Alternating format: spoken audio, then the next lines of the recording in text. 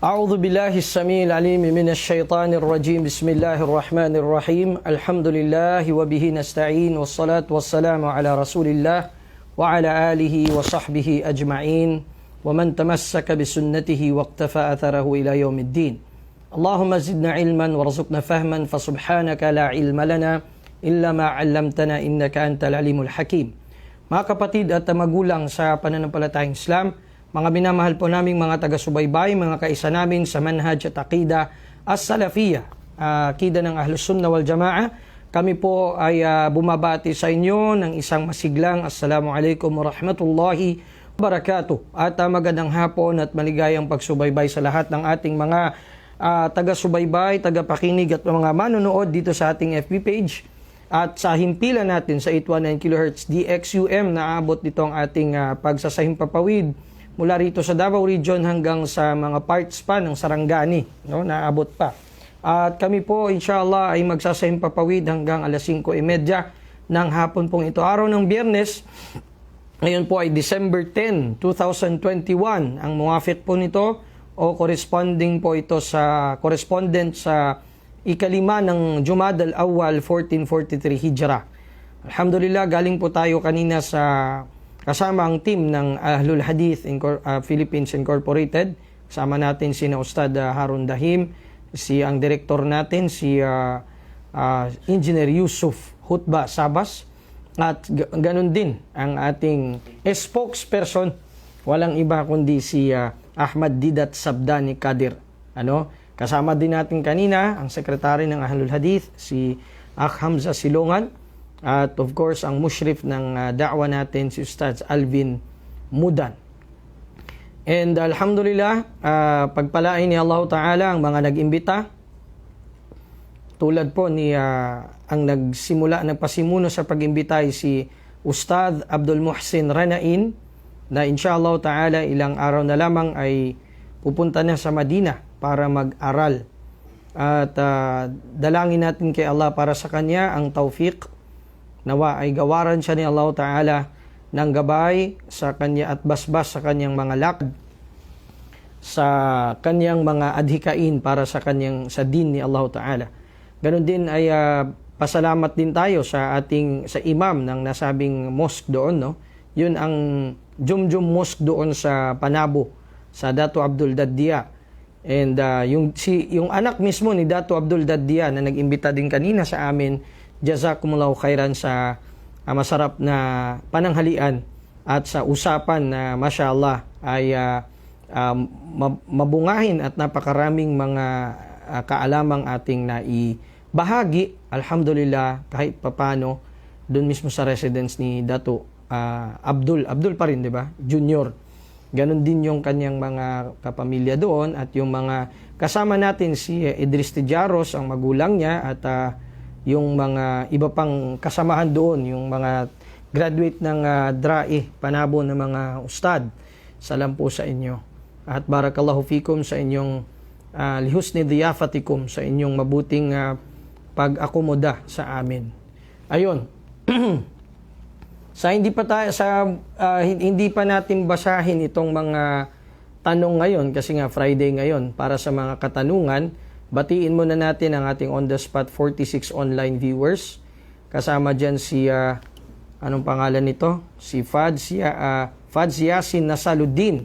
Napaka-active ng akh na ito. Mag-share ng mga aralin patungkol sa Islam, no? Sa social media. Si Jennifer Paulino from Digos City. Si Farj Bidar from Las Piñas. Shoutout sa mga kaibigan ko na sina Farouk Haji Ali at Uludin Usudan. Si Brother Isa Ogale, si Jainul Hussein ng Makati City, si Suraida Gandaw Usop Alon ng Jeddah, Saudi Arabia, si Abu Hafia Josian, si Muhammad Tayyib, si Muhammad Isa Cruz. Tanong niya, paano ba umiwas sa fitna? Mamaya, inshallah, at sagutin natin yung tanong mo. Ramon O. Favre Jr. ng FB page Liwanag, Pasig FB page Liwanag. Sabi ni Ustad Abu Hafia Josian, Waalaikumsalam warahmatullahi wabarakatuh, Shaykhan al-Fadil, wa ra'aka wa barakallahu fiqh, wa lakum bil mithil. Ganun si Abu Asia Burabo ng Pampanga, si Zaida Matango Gili, si Ibnu Ashur.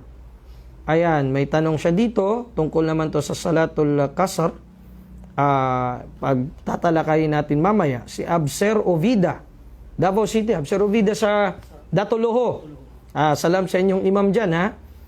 Of course, si Ahmad Didat Sabdani Kadir. May nakasulat dito sa papel, eh. Batiin natin ito. Si special mention kay Al-Habir Saimuddin, aka Popo ng Sasa 12. Ay, 11. Sorry. Sasa 11 na nasa Maynila ngayon. Nagtitrain ng Coast Guard. Salam sa kanya dyan. At sa boss ninyo, si Basit Venturillo, to Basit. Salam sa kanya dyan. Si... Ayan, Al-Habir Mawani Saimud. Siya pala to, Al-Habir Mawani Saimud. Di naman nagpakilala agad.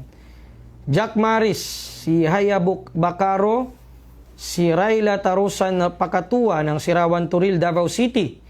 Si Ustad Abu Sulaima Amil Hasan, ang dormmate ko sa matagal na panahon sa Jamiatul Imam, Jakarta. Salam sa inyo dyan.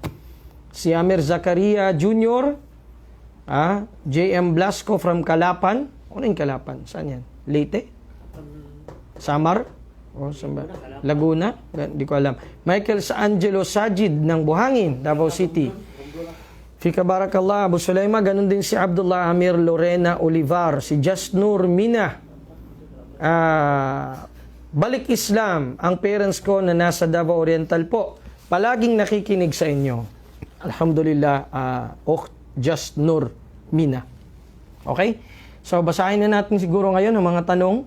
Mamaya, may panahon pa para batiin kayo. Inshallah, ay basahin natin ang inyong mga pagbati. Halimbawa, kung hindi naman, ay inshallah, unahin muna natin itong mga katanungan na nandito sa ating page. Okay? So, unahin natin dito sa Sheikh Abdurrahman.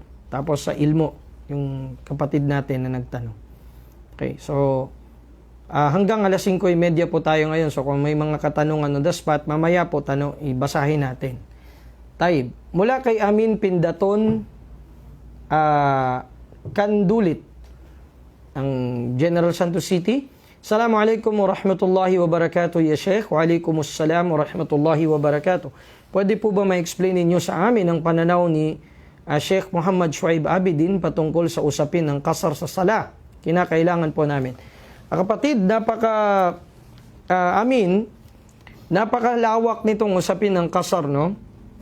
Pero bilang isa sa mga naging estudyante ng Sheikh Rahimahullah, ang mufti dati ng Soksargen, ay isa sa mga masasabi nating pagpapaliwanag niya rito, hindi niya agad na nilapat ang stand niya, kundi dinitalye niya muna.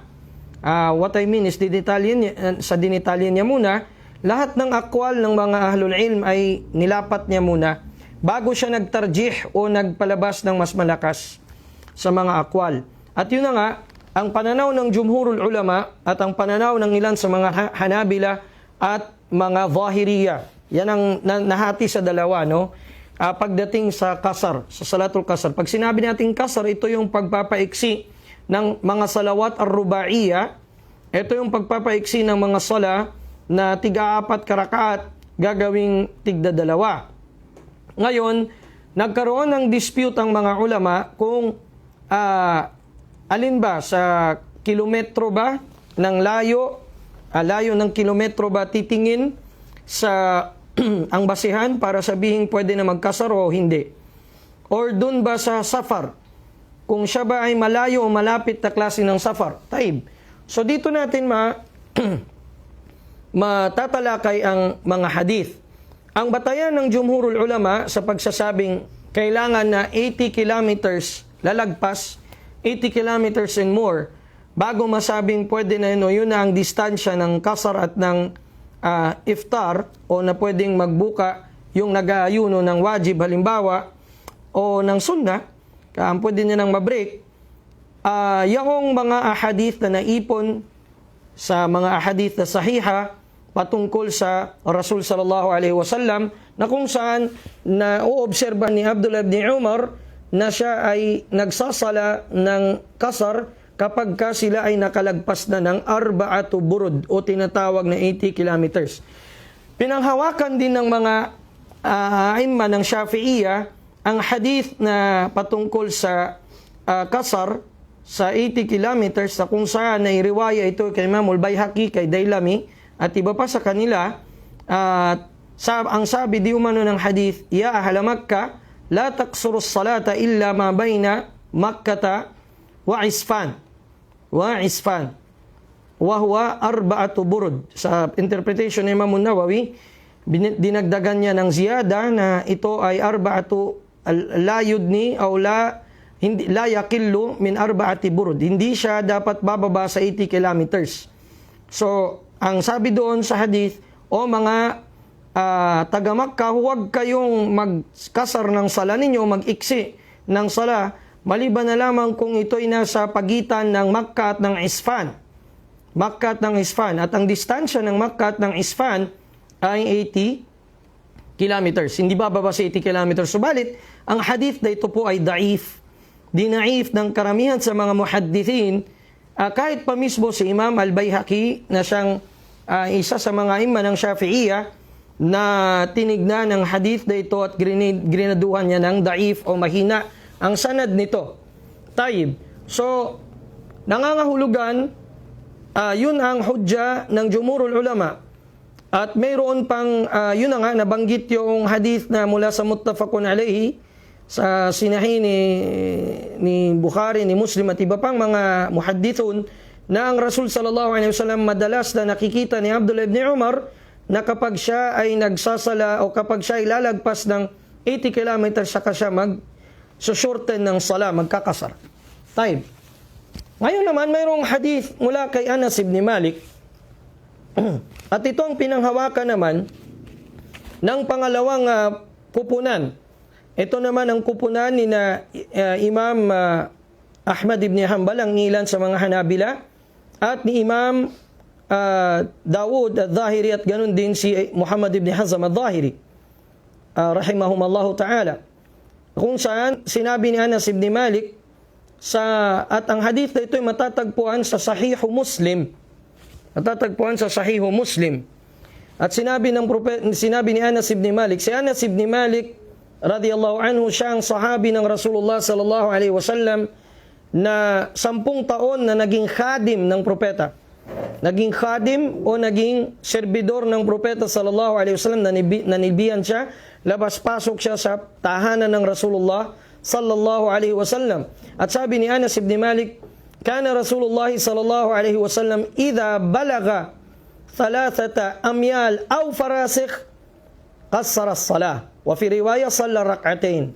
Sabi ni Anas ibn Malik, ang propeta Muhammad sallallahu alaihi wasallam kapag umaabot siya ng distansyang 4 amyal, 4 miles, pag sinabi nating 4 miles or 4 mili, amyal, ang ibig sabihin nito ay nasa o 3 amyal, ay ibig sabihin nito ay nasa 4 kilometers, 4.7, mga ganoon. Aw farasikh, mayroong taraddud sa riwaya, aw farasikh o hindi kaya farasikh. Pag sinabing arba'atu farasikh, ay ibig sabihin yung aabot ng mga 80 kilometers o 70 pataas. Kassar as-sala, siya ay nag-shorten ng kanyang sala. Nag-shorten ng sala ang Rasulullah sallallahu alaihi wasallam. So, ang hadith na ito ay sahih. Although, nandoon sa mga rawi o sa isnad si Abu Hatim al-Razi, subalit pinalakas ito ng iba pang mga muhaddithun na nagriwaya, kaya nandoon sa Sahihu Muslim. At walang duda na kapag nasa Sahihul Bukhari at sa Sahihu Muslim, tayo ay naniniwala sa authenticity ng mga ahadith na ito. So, entonces, saan dito? Kapag 4 kilometers, pwede ka na magkasar? O kailangan 80 kilometers saka ka magkasar? Bimana, wala po sa kilometro ang tinatawag na salahiya o yung tinatawag na kapahintulutan sa pagkakasar. Subalit, ito ay nasa tinatawag na safar. Kung ang gaya ng pananaw ng Zahiriya at ng mga ilan sa mga Hanabila, kung itong lakbay nyo na yan ay tinatawag na kasar, kahit pa ito ay safar ba'id o safar qarib, malapit man o malayong klase ng paglalakbay, rukhsa sa inyo, ibig sabihin ay pribilehiyo sa inyo na magkasar, na mag-iksi ng sala. Okay? So, ang magde-define yan ay yung karamihan sa lugar na yon, kung safar nga ba yan o hindi ba safar. Ha? Safar nga ba yan o hindi safar? Halimbawa, sa Maynila, magkakadikit ang mga cities. Malapit lang ang Pasig sa Ortigas, ang iba pang ang Taguig sa Quiapo, halimbawa. So kung yun ay matatawag na safar, maaari kang magkasar doon. Kung hindi naman, ay maigi sa iyo na isala sa tama niyang panahon. At magkaiba pa ang jama', magkaiba pa ang pagsasama ng dalawang sala na tiga-apat ang mga rakaat niya o hindi iiksiin. So entonces, ang panindigan dito ng ating butihing mufti noon sa Soksarjan, rahimahullah ta'ala, ay kapag ka yan ay tinatawag na safar, regardless ng distansya, ay maaari kang magkasar ng sala. Pribilehiyo sa iyo. Sinabi naman maaari, hindi sinabing wajib. Magkaiba yun. Kapag ka sinabi nating wajib, nasa pananaw yun ng Malikiya na wajib sa musafir na magkasar. Pero ang majority sa mga scholars nagsasabi, ruksa o pribilehiyo ang pagkakasar ng musafir. Okay? So malinaw yon, amin, pindaton kandulit. Wallahu a'lam bis-shawab. Ayan, so dito naman sa kapatid natin na si Kudayfi Makalangon Harun. Assalamualaikum warahmatullahi wabarakatuh. Waalaikumsalam warahmatullahi wabarakatuh. Kumusta po kayo? Alhamdulillah. Ustad, nais ko po sana magpatulong sa inyo kung okay lang. Magtatanong po sana ako about doon sa ibig sabihin po ng adhan sa iqama. Syukran po. Adhan, ang adhan ay tinatawag na al-i'lamu bidukhulil waqt. Al-i'lam bidukhulil waqt, bidukhuli waqtis salah. Ang adhan, ito yung palatandaan o sagisag, hudyat, ng pagpasok na mismo ng waktu ng sala. Yan po ang ibig sabihin ng adhan. Ang iqama naman, ito naman yung i'lam o pagpapaalam ng pagtatayo ng sala. I'lam anil qiyami bis sala. Yung itatayo ng sala sa jama'a, maging malaki man o maliit na bilang. No? So yun ang tinatawag nating al-qiyam bis-sala. Iqama, ang kaibahan nito sa adhan, ang iqama ay madidili ng konti sa sala kahit mga ilang minuto. Taib. Assalamualaikum warahmatullahi wabarakatuh. Ayon kay Ibn Ashur naman ito, alaikumussalam warahmatullahi wabarakatuh. Ustad, ang tanong ko po ay kung ako po ay nasa kalagayan na pinahintulutan sa akin, nasa akin ang salatul qasr wal jama', hanggang ilang araw po ba ang limitasyon nito? Taib. Nagbigay ng quyud ang ilan sa mga aimma ng Hanabila na hanggang sa 4 na araw. Binatay nila ito sa ang Rasul sallallahu alaihi wasallam sa isang hadith na inulat ni Imam Tirmidhi. Nagsala siya ng kasar habang siya ay nasa safar ng hanggang 4 na araw. Pinaiksi niya ang sala at kinukumbay niya. After ng 4 na araw, atam. Ibig sabihin nun atam ay binuo niya na 4 na. So, meron ding isang riwaya na for 17 days, andun siya sa Dhul Hulayfa, for 17 days ay nagkakasar ang Rasulullah sallallahu alaihi wasallam ng tuloy-tuloy. So, alin doon which is which? Saan doon? So, ang maigi doon, hanggat hindi ka pa nakakauwi sa lugar mo at nasa hal ka pa na ikaw ay musafir. Nasa hal ka pa na ikaw ay musafir, ay maaari kang magkasar sa lugar na yan. Okay? Ang kay Sheikhul Albani rahimahullah ta'ala naman, maaari kang magkasar halimbawa kung ikaw ay sa tuwing ikaw ay nasa daanan. Halimbawa, ikaw ay taga Jensan at dito ka nagtrabaho sa sa Davao o sa Cebu. Mayroon kang bahay na mauuwian sa Davao. Ganon din sa Jensan, meron kang mauuwian.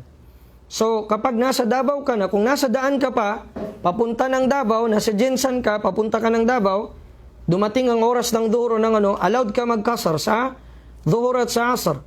Pero pagdating mo dun sa tahanan mo sa Davao, maigi na mag-itmam ka na. Ang gawin mo, hindi ka na pwede magkasar, ang gawin mo, mag-apat-apat ka na ng sala sa kanyang oras. Kapag naman nakauwi ka na ng Jensan, ganun din. Kung nasa daan ka pa, papunta ng Jensan, maaari ka pang magkasar. Okay, so yun ang pinaka-safe at kinuha natin ang akaul ni Sheikh Al-Albani at ito ay isa sa mga akwal o mga pananaw ng Malikiya. So doon ay magagaanan ka, kapatid. Si Sheikh Uthaymin rahimahullah ta'ala, ganun din ang paninindigan niya sa kanyang fatwa, hanggat hindi pa nakakauwi ang naturang worker o student sa kanyang lugar, maaari pa siyang magkasar sa lugar na yon. Liban na lamang kung halimbawa iapat-apat niya, ayun ang mas maigi. Naam. Listening daw si Ibn Ashur. Si Richard Enersau. Assalamualaikum Ustad. Assalamu rahmatullah. Tanong ko po, bukod po sa apat na imam o aimma, Malik, Ahmad, Shafi'i at Abu Hanifa, sino po ang mga imam at ulama bago po sila? Mga imam at ulama bago silang mga tabi'in. Imamul Auza'i, Sufyan ibn Uyayna, Sufyan at-Thawri, Abu Ishaq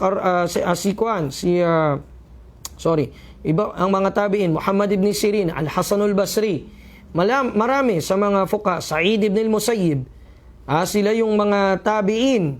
Hindi na nila inabutan ang Rasulullah, inabutan nilang mga sahaba ng Rasulullah sallallahu alaihi wasallam wa ridwanullahi alaihim ajma'in.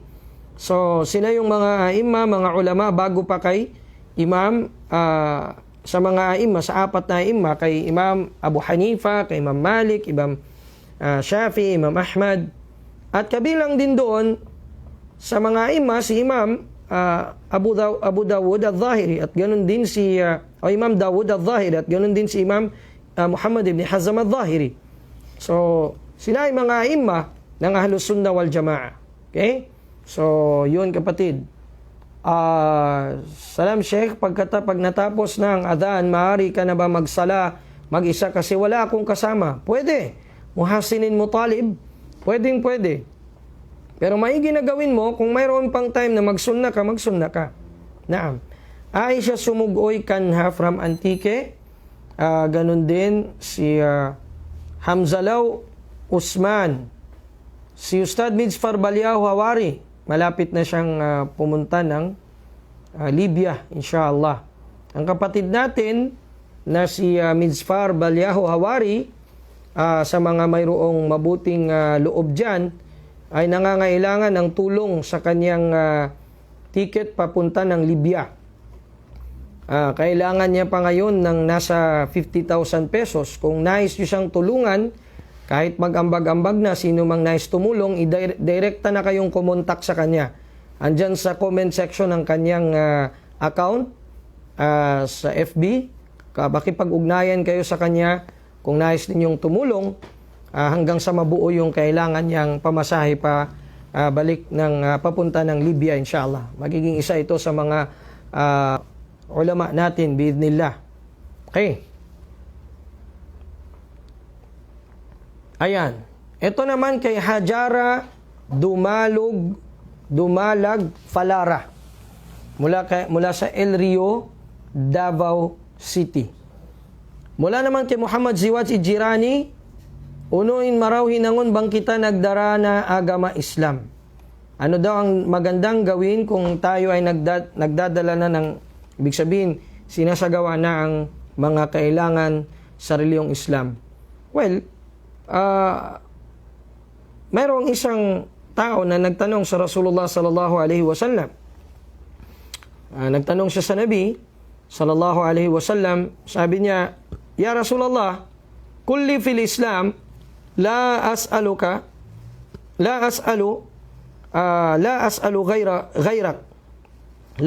anhu ghairak." Sabihin mo sa akin ang kautusan, sabi niya, or isummarize mo sa akin ang mga ang kabuuan ng Islam. Sabi ng Propeta sallallahu alaihi wasallam sa kanya, "Qul amantu billah thumma istaqim." Ipahayag mo sa iyong dila at puso na ako'y naniniwala kay Allah at pagkatapos magpakatwid ka. So ganun ka kabuod at kaiksi. Brief pero concise, no? Napaka-broad niya. So ganun, Muhammad Ziwaj Ijirani. Bangkaw magagama, subay ikaw pag magpabuntol. Parayabon mo. Kung ikaw ay magrelihiyon sa Islam, susundin mo, magpakatwid ka. Ibig sabihin ng magpakatwid, dahan-dahanin mo kung ano yung mga dapat mong atupagin sa relihiyon, maaring hindi biglaan, maaring hindi ngayon agad, iisahan mo ng papakyawin lahat, dahan-dahanin mo. Mula sa pagsasala mo, ayusin mo, sa pag-uugali mo, sa hajj, sa iyong makaya mong gawin, sa zakah, at sa iba pa. Pag-aralan mo ito, kailangan siya ng pag-aaral.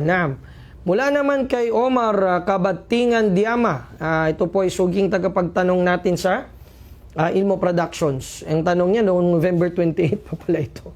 Assalamualaikum po, alaikumussalam wa rahmatullahi wa barakatuh. Yung una ko pong tanong ay kulang po, pasensya na. Ang naging ninong at ninang ko po noon ay puro Kristiyano po. Inuulit ko po ang tanong ko, Ustad, kung maaari ba tanggapin ang mga binibigay nila, samantalang hindi naman sila nagbibigay sa akin ng mga bagay noong hindi pa sila naging ninong ko. At kung hindi naman po pwede, humingi po ako ng advice kung ano ang pinakamainam na paraan ng pagtanggi sa mga regalo ng mga ninong-ninang kong Kristiyano. Syukran po, Ustad. Okay. Kapatid, babalik ito sa asal niya. Kung ano ba ang hukom o hatol ng pagtanggap ng regalo mula sa mga kufar. Kung halimbawa ang pagbigay niya ng regalo na yon, nung dati mong ninong at ninang nung kayo ay Kristiyano pa, kung nagbigay sila sa inyo ng mga gifts nila na wala namang kondisyon, hindi naman sinabi na, oy, ito ay para sa ano talaga, ito ay dahil sa pagninong ko sa'yo. Wala namang ganon. Kaya ako binibigay ito sa'yo dahil sa naniniwala kong ninong mo pa rin ako. O hindi kaya ay i-recognize mo ako, acknowledge mo ako na ninong mo pa rin ako. Kung hindi naman ganon, binigay lamang, kusang loob nilang binigay, tanggapin mo. Hindi ito problema. No? Ang Rasul sallallahu alaihi wasallam, tumatanggap din siya ng hadiah mula sa kufar as long as walang kondisyon at hindi sa kanilang mga celebration. Okay? So, yun po ang sagot natin. Mula naman kay Midsfar Balyahu Hawari, gusto niyang maparinig sa iba kung ano raw ang kaibahan ng tinatawag na sifatul ulu at istiwa. Medyo malalim ito. Sifatul ulu o yung katangian ng pagpapataas o pagpaibabaw ni Allah Ta'ala, pagtaas ni Allah Ta'ala at ang istiwa. So, ang sagot natin dito mga kapatid sa pananampalataya, pag sinabi nating al-ulu at istiwa alal arsh o yung pagtaas ni Allah Ta'ala at pagpapaibabaw niya sa ibabaw ng arsh, ito ay kabilang sa mga sifat o mga katangian ni Allah Subhanahu wa Ta'ala na inithbat o pinagtibay ni Allah Ta'ala sa kanya mismong dakilang sarili. Sa kitab niya, sa muhkam kitabi o yung mga klaro na mga hayag na mga ayat sa kanyang kitab. Wa athbatahuma lahu Rasulullah sallallahu alaihi wasallam, at ang Rasul sallallahu alaihi wasallam ang sugo, pinagtibay niya rin ito na mga sifat ni Allah Ta'ala. At wajib na ito ay paniwalaan natin sa katotohanan nito min ghairi ta'til, nang walang pagpapawalang bisa rito, wala ta'wil, at nang walang pag-i-interpret dito, nang walang karina sapagkat ito ay ala hakikatiha. Wala tashbih at walang paghalintulad, wala tamthil at walang paglalarawan na kagaya ng larawan ng tao. Sifatul ulu taqtadi ulu wallah ala jami'i makhlukatihi. Ang tinatawag na katangian ng pagtaas ni Allah o pangingibabaw ni Allah Ta'ala, ang ibig sabihin dito ay ang pangingibabaw ni Allah sa lahat ng kanyang mga nilikha. Bima fiha al-arsh wa ghayru. na naroon na makhluk niya rin o nilikha niya rin ang arsh o ang trono at ang iba pa bukod pa sa arsh. Wasifatul istiwa, ang istiwa naman taqtadi uluwullah o uluwallah ala arshihi wastiwa'uhu alay ay irtifa'uhu, yung kanyang pagtaas dito, ganun pa rin sa Tagalog sa kanyang pag-angat dito sa ibabaw ng arsh. Ang specification nitong istiwa ay sa kanyang arsh, sa ibabaw nito. Wa minhu yatabayyanu laka ma bayna sifatayn min farqin fil ma'na. Min farqin fil ma'na.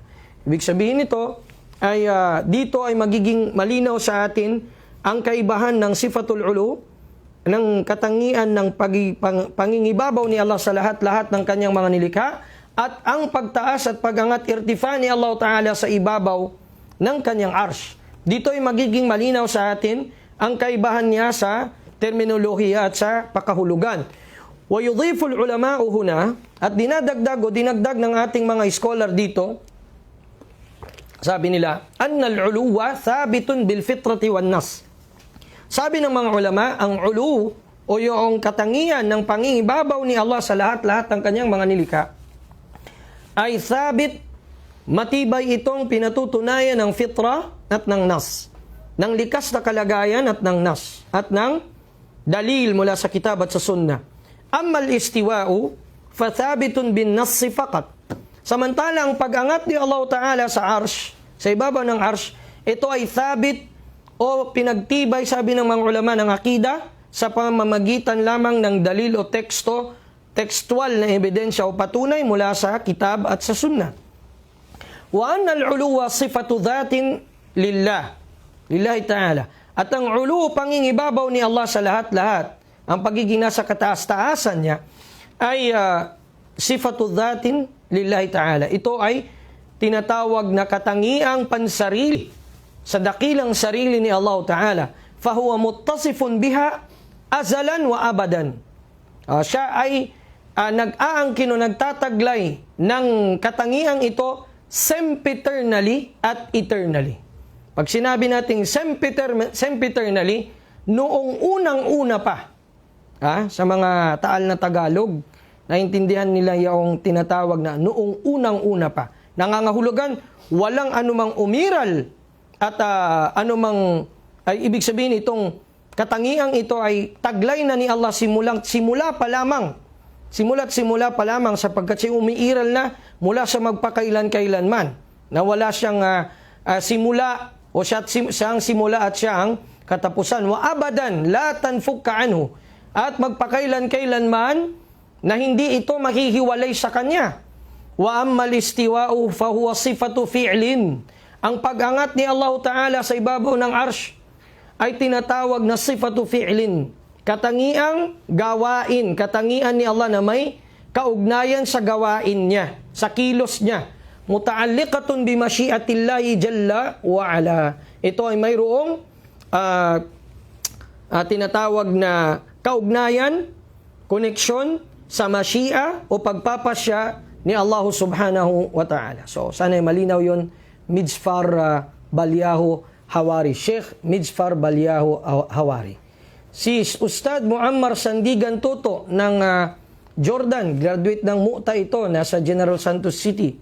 Mula naman kay Aisha Sumugoy Kanha ng Antique, tanong ko po sana anong mainam na gawin bilang isang balik Islam kung ang lola ko po, specifically sa ngayon po kasi nasa trabaho ako, pero balak ko po umuwi para makiramay, pero natatakot po akong baka makakumit ako ng haram or bid'ah, namatay ang lola mong non-Muslim.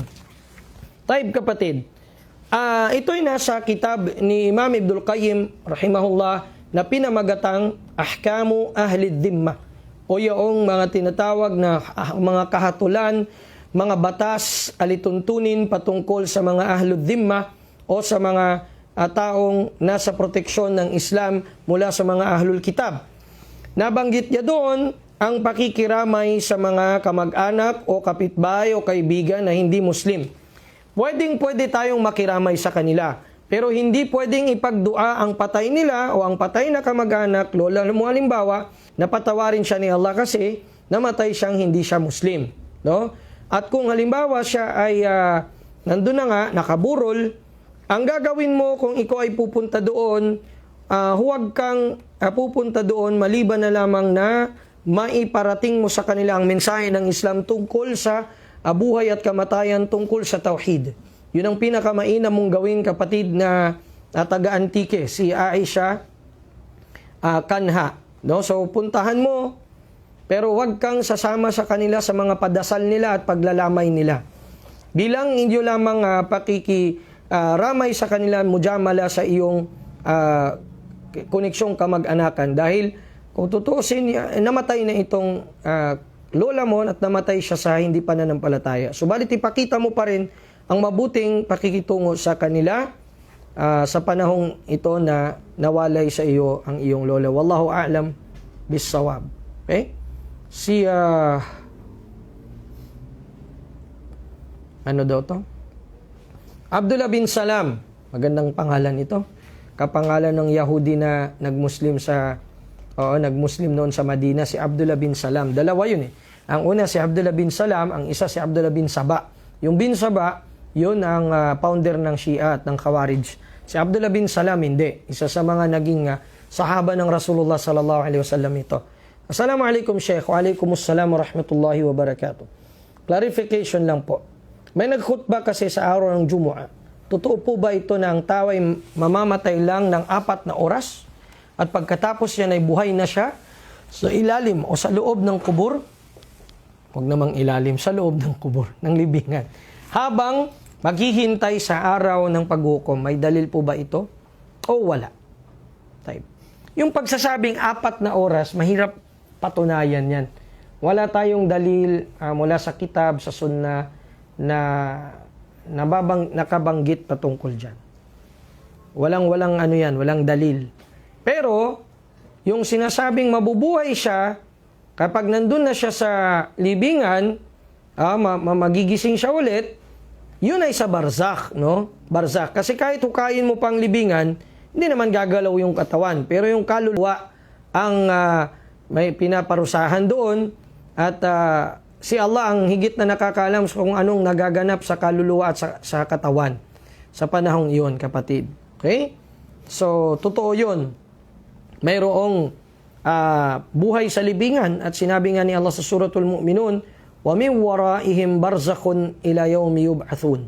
At sa likod noon, after nung buhay na yan, ay mayroong barzakh na nag-aantay sa kanila hanggang sa araw na sila ay buhayin mag-uli. Na Nursida Tausing, nanonood daw siya from Mandug. Kilala siguro ni na engineer to. Sila, taga Mandug, no? Nabibisita sa Tigato, Mandug, at sa Waan. Abu Zainab, Assalamualaikum Ustad. Waalaikumsalam warahmatullahi wabarakatuh. Pwede bang maging Ustad kung hindi marunong magsalita ng Arabic, pero maraming alam na surah at hadith at mga ahkam, pero hindi marunong mag-Arabic? Kung titignan mo talaga ang ibig sabihin ng Ustad, kung dito mo i-apply sa university, Persian ito na term. Ang ibig sabihin nito ay teacher o professor, inadapt ng Arabic language, no? Ng Arabic, ng salitang Arabo. Inadapt nila. Now, kung ang purpose ng pagtawag sa kanya ng Ustad ay makan, ibig sabihin, dinudua mo na magkaroon siya ng ganoong posisyon o kalagayan, maaari, inshallah ta'ala. Kahit di pa siya marunong talaga bihasa sa Arabic. Kumbaga, dua mo para sa kanya yon. Pero kung sa tingin mo, yun ay ikakalaki ng kanyang ikakayabang niya na hindi na siya mag-aral kasi ustad na siya, ayaw niya na mag-aral ng Arabic, so wag mo siyang tawagin doon, i-address sa ganong katawagan, dahil baka mamaya ikakakos niya pa yon ng ijabun nafs o sobrang pagkamanga sa sarili at hurur o paglinlang sa sarili niya. So, okay, yun po ang masasabi natin sa Abu Zainab. Okay? Timbangin mo sa ang sitwasyon, kalagayan. Aisha sumugoy kanha, wa jazakillahu khairan. Atayib, mula kay Ibnu Dhar, Ibnu Ahmad. Assalamualaikum Sheikh. Waalaikumsalam warahmatullahi wabarakatuh. December na naman po at tatanggap na naman ng 13th month pay o tinatawag nilang Christmas bonus ang mga empleyado. Ano po ang fatwa ng mga ulama ng Ahlus Sunnah hinggil dito? Barakallahu fika ya Sheikhana. Fika barakallah. Ang pagkakaalam ko, dahil dito nga tayo, ito ang hindi maunawaan ng iba, no? Hindi mainawaan. Kasi nga, kapag kulang sa kaalaman sa usul at sa hindi nila alam kung paano sa usulul fiqh ang ibig kong sabihin. Hindi nila alam kung paano ang pagdeduce ng ahkam ng mga ulama at ganoon din sa qawaid fiqhiyya o mga batas ng fiqh. Yung tinatawag na rules of jurisprudence. Kapag malinaw na sinabi doon na yan ay Christmas package o Christmas bonus, huwag mong tanggapin kasi yan ay sa kanilang pananampalataya, ikakalakas ng paniniwala nila yan kung iyong tatanggapin. Pag ikrar o pagkilala yan sa kanilang selebrasyon na walang iba kundi ang shirk na nagkaroon si Allah Ta'ala ng anak. Ang Isa alayhi salam na kilala natin dito sa Islam, hindi yung Isa na kanilang kilala. Ang Isa na kilala nila ay anak ng Diyos. Sa atin ay propeta ni Allah at loyal na propeta ni Allah Ta'ala, tagatawag sa tauhid. Yan ang Isa alayhi salam na kilala natin. Ngayon, kung sinabi lamang doon na 13th month pay at sa loob-loob nila ay ang maksud nila doon na iba, piyesta o Christmas bonus, wala ka nang kinalaman doon sa kung anong nasa loob-loob nila. Ang malinaw sa iyo ay yung mababaw na nilapat nila dyan na yan ay segregate as 13th month pay para sa mga regulars or bonus lang. Walang sinabing Christmas bonus. So kung ganun ay pwede mong kunin yun. Naam. Pwede mong kunin. Pero pag sinabing kalakip na yung Pasko, ayun ang hindi pwede. Pero tayo, ang alam natin dito, lalo na sa Philippine setting, no? Every bago mag-end ang year, meron silang nilalabas na ganitong budget upang maliquidate ang budget ng isang buong taon. So lalabas talaga yan. So kapag pinangalanan ng 13th month or bonus lamang, tanggapin mo. At wag mo lang lagyan ang kukote mo ng malisya na yan ay may kaakibat sa Pasko nila kasi di naman nila sinabi at di nila sinulat. Naam. Kaya sabi ni Allah subhanahu wa ta'ala, ma-apply dito ang sinabi ni Allah ta'ala sa Quran, ya ayyuhalladhina amanu la tas'alu an asya'a in tubda lakum tasukum. O mga mananampalataya, huwag kayong magtatanong tungkol sa mga bagay na kung magiging malinaw sa inyo ay ikakasama o ikakapinsala ninyo. So, sa dahilang ito ay wala namang ganong pangalan per se, na literal na sinasabi, kat'iyan, pinapahintulot itong kunin mo. Pero kung meron, yun ang hindi pwede. Mula naman kay Sukran daw sa sagot, ayon kay Abdullah bin Salam, si Raquel Sanggoyo Arwas, mula sa Kuwait. Si Khawla bint Al-Azwar, Assalamualaikum Sheikh, pwede pa tanggapin ang pamaskong handog?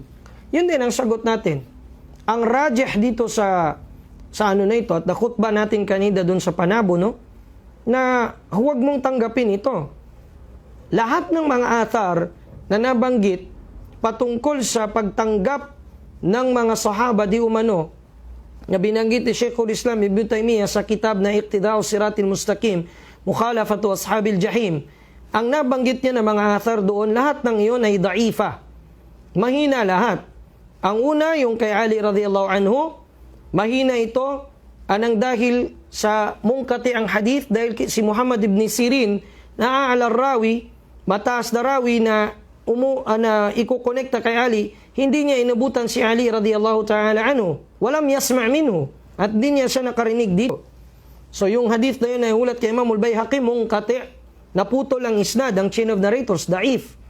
Pangalawa, ay yung hadith naman na naiulat mula kay Abu Barzat al-Aslami, kung saan napabalita ng nanay natin na si Aisha radhiyallahu anha, may mga serbidora siyang mga kababaihang majusi o yung mga sumasamba sa apoy, mga musyrikat. At meron silang celebration na parang Pasko din na tinatawag nilang Nairuz. At nagbibigayan sila, nag-exchange gifts sila dahil dito sa celebration na ito. Pagkatapos ay nagtanong sila kung pwede bang tanggapin ang mga hadaya na yun o kainin ang mga hinanda nilang pagkain dito. Ang sagot di umano ng Aisha, kulu minha alata sa idha kanat min asjarihinna fakuluha. Kung mula sa ang pagkain mula sa mga bungang kahoy ng kanilang mga sinerve doon, pwede niyong kainin. Pero kapag ka ito ay galing sa mga kinatay nila, bawal niyong kainin. Yun ang sabi sa athar na yun. So mula kay Abu Barzat al-Aslami, mula kay Baihaqi, so yung hadith na yun din ay mahina pa rin. O yung athar na yun na mahina, nandun si Qabus, isa sa mga rawi, na isa sa mga du'afa, mahihina. Si Qabus o si Ibn Dibbi, Abu Dhubyan Ibn Dabbi, ay kabilang sa mga du'afa, at sinabi pa ni Imam al-Bukhari patungkol sa kanya, patungkol sa pagkatao niya, pagdating sa pag-uulat o pagririwaya, ayon sa kitab na Al-Majruhin o yung mga pinintasan na mga nagbabalita o nag-uulat sa mga hadith, sabi ni Imam al-Bukhari, atainahu ba'da fasadin. Atainahu ba'da fasadin. Ay matapos ang aming nasaksihan sa kanya ay walang iba na kundi ang yaong pagiging fasid ng kanyang hifd o ng kanyang pagsasaulo. Ganon din yung isang hadith o isang athar na nairiwaya naman mula kay Hakim o Ummu Hasan ibn Hakim. Si Hasan ibn Hakim, isa sa mga ruwat, at yung nanay niya doon na isa sa mga tagabalita nagulat ay majhula. Majhulatul hal. Wala yu'khad an majhul, at hindi pwedeng kunin ang hadith, ang pagbabalita ng majhul o yung hindi alam kung ano ba siya, anong ang kalagayan niya bilang tagabalita, bilang tagaulat ng hadith, mapagkakatiwalaan ba o hindi, o saan ba siya nakakuha nito. So, ibig sabihin lahat ng yun ay da'ifa. At liban o bukod pa rito, kapag ka tinanggap mo ito sa kanila, magkakaroon sa kanilang sarili ng, nagmuafik pala talaga, o ibig sabihin ay approve pala o sang-ayon sa atin ang mga Muslim na ito. Sang-ayon sila sa celebration natin na ito na Christmas. Si Umar ibn al-Khattab radiyallahu anhu, at mababasa nyo ito sa Ahkamu Ahlid Dhimma, kitab ni Imam Ibn al-Qayyim rahimahullah. Sa panahon na siya ay namumuno pang Islam noon, kapag pasasaki ng mga Ahlul Kitab, Ahlul Dhimma, ibig sabihin ng Ahlul Dhimma, under sa batas ng Islam, hindi sila pasasaki ng donkey o ng kabayo o ng camel na kagaya ng pagsakay ng Muslim na nakaharap. Kailangan silang nakayuko. Bakit? Upang ipakita sa kanila na kung ganyan kayo, nasa hal pa kayo ng pananampalatayang iyan, ay ibababa kayo o mababa ang inyong estado o katayuan. Kaya nga sabi ni Allah Ta'ala patungkol sa kanila, وَيُعْتُوا الْجِزْيَةَ عَنْ يَدٍ وَهُمْ صَاغِرُونَ. At sila'y magbibigay ng jizya sa kamay, abot kamay nilang may bibigay, وَهُمْ صَاغِرُونَ. At sila'y hakirin, sagirin, sila ay maliliit, at sila ay nakababa, na mababa ang kanilang kalagayan, ang hal nila. Yun ang ibig sabihin noon, kahit pa sa pagsakay. So paano kaya yung hihingi ng regalo sa kanila o bibigyan kanila ng regalo, talagang magmumuafik ka, asasang-ayon ka. At bukod pa ron, liban pa ron, nasa panahon tayo ng jahal ngayon. Sobrang jahal sa Islam. Sobrang kaignorantehan kamangmangan sa Islam. Kapag pinahintulot mo ang pagtanggap ng regalo na yon sa ngalan ng Christmas, katagalan, yung jahil na yun na Muslim, yung Muslim na walang halos alam sa kanyang pananampalataya, mag-iikrar nga, sasabihin niya, tinood bitaw bay, totoo talaga pare. Kung hindi dahil sa inyong Kapaskuhan na ito, hindi namin matatamasa itong mga charity na ito. Al-iyadhu billah. So mas bibilib patuloy.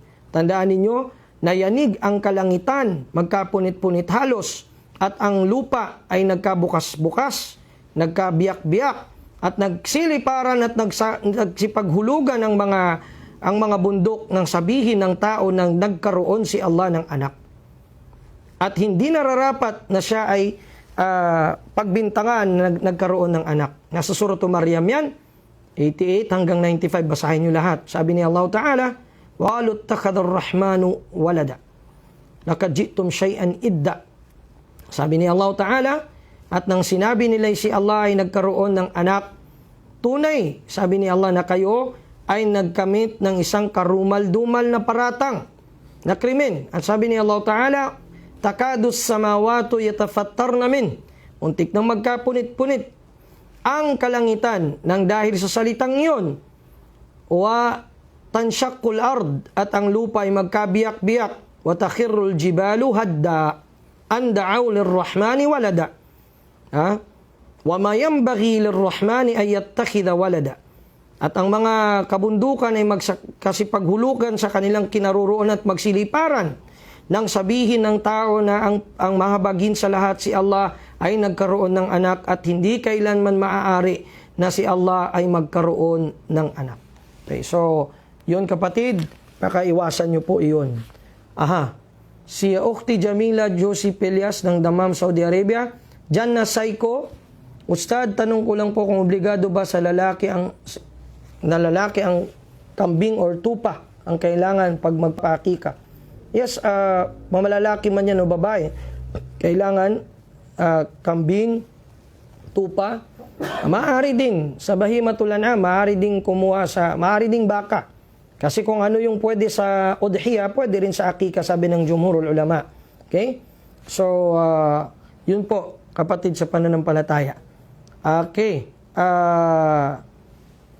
Yung nagtanong kanina, paano pong maging safe sa fitna? Mag-aral ka sa Islam. At yung i-apply ang pinag-aralan mo ng unti-unti, pagkatapos da'wahan mo yung pamilya mo at yung malalapit sa inyo, at pagkatapos yung mga medyo malalayo-layo na sa iyo. Sheikh, mayroon tayong kapatid na balik Islam na dating pari at bumalik umano sa dating niyang paniniwala. Topic ko to kahapon, nung Thursday. Ano po ang magandang gawin bilang isang mabuting Muslim towards him? Bilang mabuting Muslim, manalangin ka kay Allah na wag na siyang makapag-anyaya tungo sa kaligawan. At kung magbalik man siya sa Islam ay padaliin ni Allah ang pagbabalik niya ulit sa Islam, pero dapat na hindi na siya makapangligaw ulit. Ayun, so Salatul Maghrib na po dito sa Davao City, hudyat na po. Ayan, Ustad, nais ko po sana itanong kung ano po ang hukom ng pagsasabi ng astagfirullah kapag namali po ang performance ng sala or may nakalimutang haligi ng sala at nais ulitin. Napansin ko kasi dati sa mga anak ng employer ko, nagsasabi silang astagfirullah. Una sa kanan, then sa kaliwa. Ito ba'y mabibilang na bid'a? Paano yun? Paano? Ang astagfirullah, istighfar sa loob ng sala? Sa loob ng sala niya gagawin? Ay sinasabi ang istighfar? Walang istighfar sa loob ng sala. Ziyada yun. Subhanallah ang dapat kapag nagkamali. Yun ang tasbih sa lalaki, tasfiq sa babae, palakpak. Samantala, itong astagfirullah, istighfar pagkatapos ng sala. Okay? Kung ano man yung kulang sa sala. Salam, Sheikh. Isa pang tanong, ano ba ang totoong hatol sa mga nagsasala na pagkatapos ito nagdudua at pagkatapos ng dua ay inaplo sa muka? Matagal ko nang nasagot ito, kapatid. Nasagot na natin ng ilang beses. Kung halimbawa may humaplo sa muka, meron silang dalil na pinanghawakan, hinasan ni Sheikh Ibn Hajar al-Asqalani at ang iba pa sa kanila. At ang iba naman ay hindi naman nila sinahi. Alin man doon, wala po tayong problema inshallah ta'ala. Sagutin natin ang iba pang tanong sa darating na mga pagtatagpo. Hanggang dito na lamang po, oras na po namin. Barakallahu fikum liyusni istimaikum. Wassalamu alaikum warahmatullahi wabarakatuh.